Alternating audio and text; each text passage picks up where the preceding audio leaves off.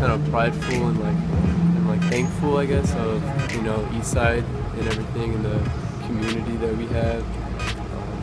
It's all like the meaning behind the mural has a lot to do with like East Side and our culture, I guess.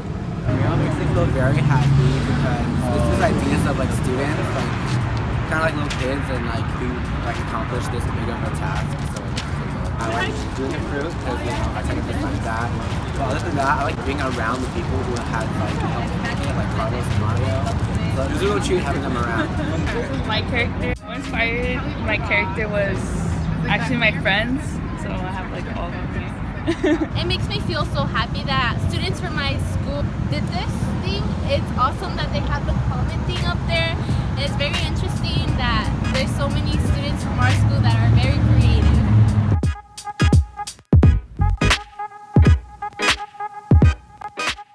The mask really represent us, right? So the middle mask is like a youth, like a young person. Then you grow old, and then you pass. And and instead of putting a skull, I put 2 Inca masks there, 2 Toltec masks there. Sorry, and that's really me saying we go back to our ancestors, we go back to our tradition, we go back to the earth. You know what I mean? And so that's why I put it down there, because it's underneath the water, right? It's where the sand is. It's where we go back to. We go back to dust. The 2 cocolis on the side, those are Aztec shells that people use to evoke or to call upon our ancestors. Technically, I didn't put the fountain here because Miss Flo took precedence over the fountain. And Miss Flo, as we all know or may not know, is a woman that passed away here last year due to a home invasion close in the area.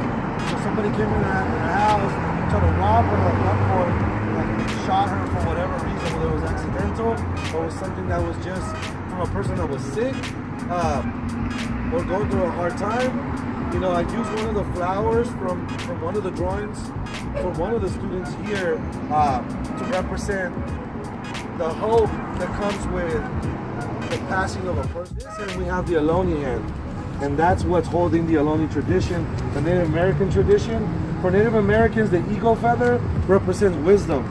So you really can't have an eagle feather if you're not an elder. And the way you get an eagle feather is by being a good person.